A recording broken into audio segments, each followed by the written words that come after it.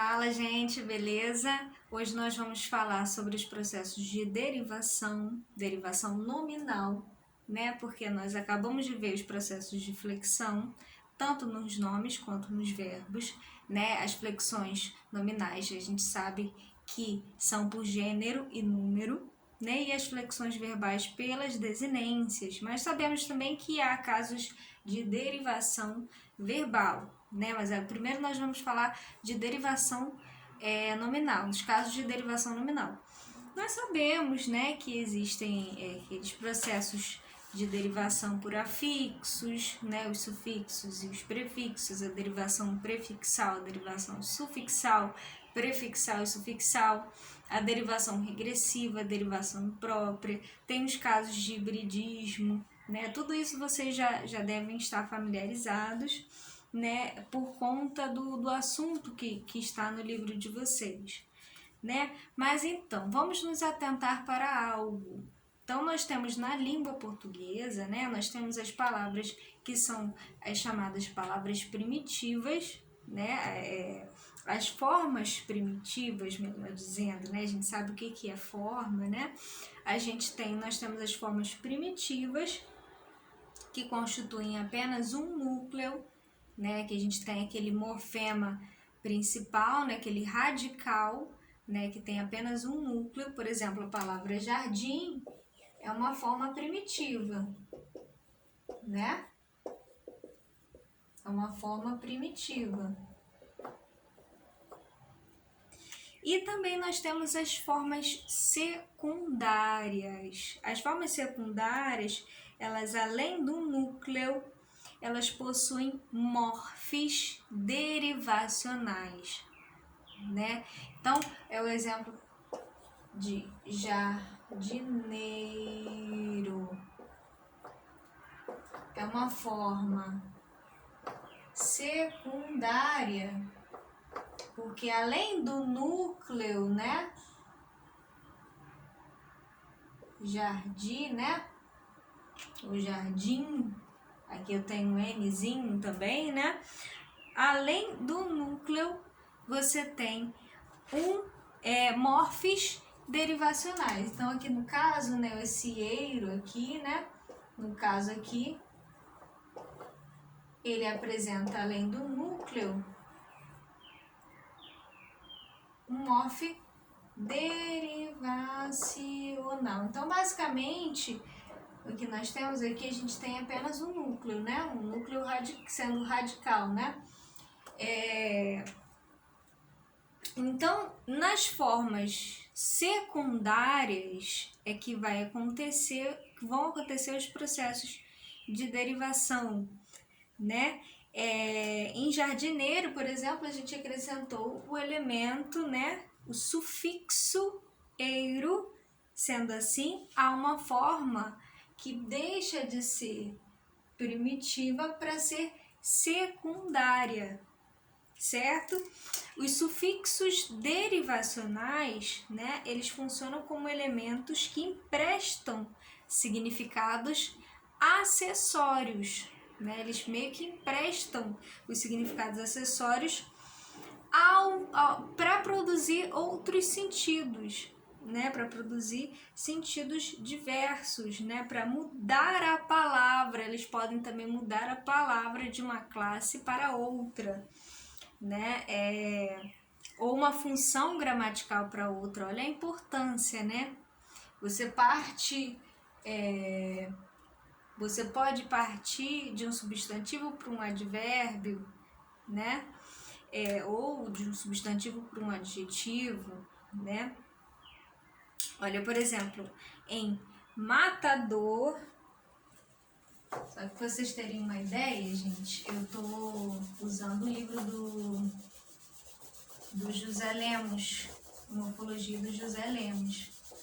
Então, por exemplo, a gente tem a palavra matador, né?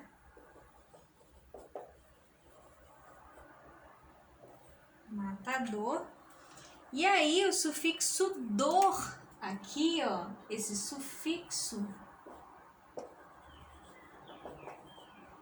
o sufixo dor, né, transmite a ideia de um agente, né? Ou seja, um agente ligado ao significado do verbo matar. Então, partiu, né, do verbo matar para um substantivo, né, a partir do acréscimo do sufixo. Então, você pode, né, transformar você pode formar a partir de um verbo, né, uma outra, tornar, né, aquela palavra pertencente a uma outra classe gramatical. E também tem ocasiões em que você tem um acréscimo, né, de um sufixo, por exemplo, na palavra pedreiro, né, a gente tem lá pedreiro, pedreiro. Você tem o substantivo pedra, o acréscimo do sufixo eiro, né? Que é o formador também de agentes. Pessoas, né, que trabalham, né?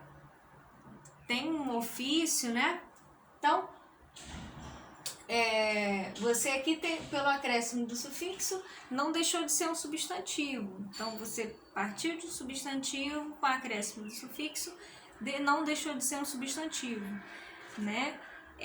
Cheiroso, por exemplo, né? Ele dá um outro exemplo aqui. A função principal do sufixo é de transformar o substantivo cheiro em adjetivo. Então, a gente tem lá cheiroso, né? Esse oso, formador de adjetivos, né? Gostoso, luminoso, cheiroso, prazeroso, né? Então, aqui, ó, a partir do substantivo cheiro, você torna, né, por meio desse sufixo aqui,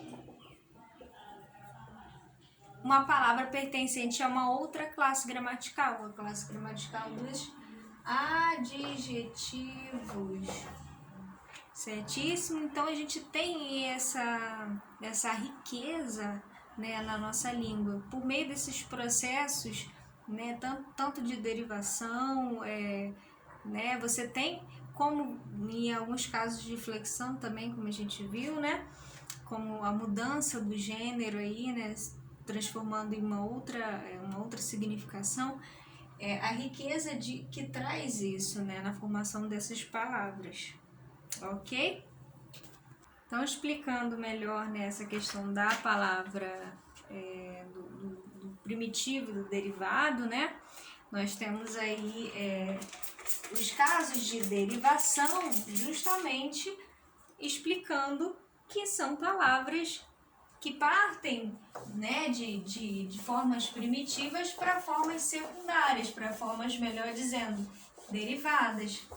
Né? Por isso que são processos de derivação. Então, a derivação nos nomes, né? A derivação passa pelos casos de, nós temos aí a derivação prefixal,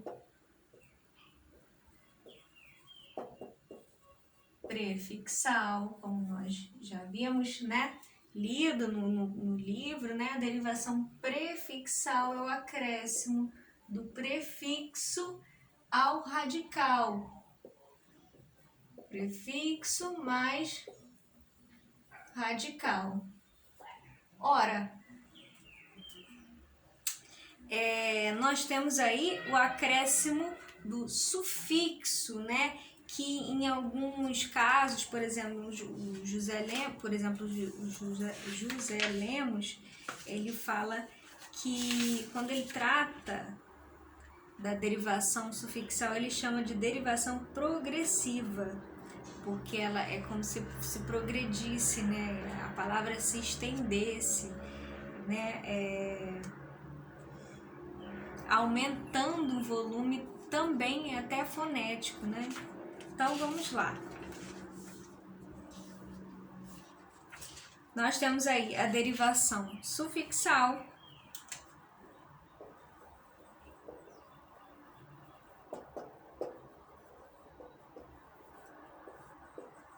é um acréscimo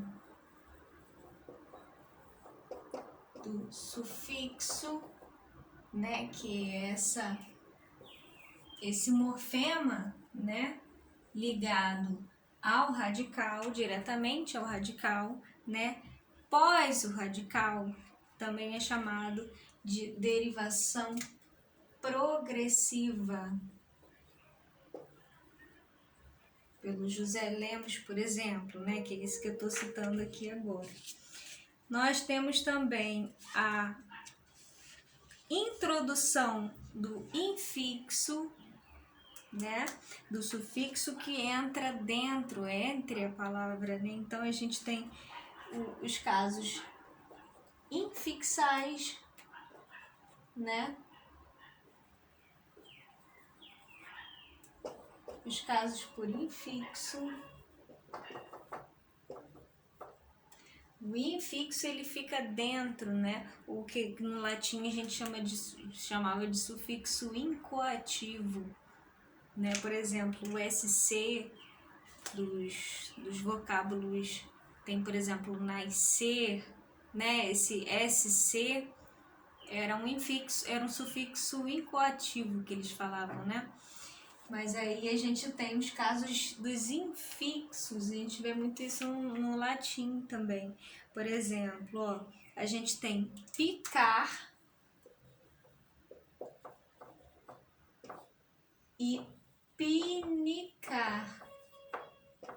Essa palavra sofreu um processo de infixo. Tem picar e tem pinicar. A gente tem também, né, os casos de derivação parasintética.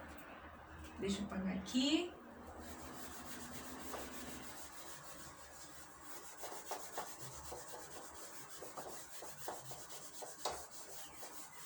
Derivação parasintética.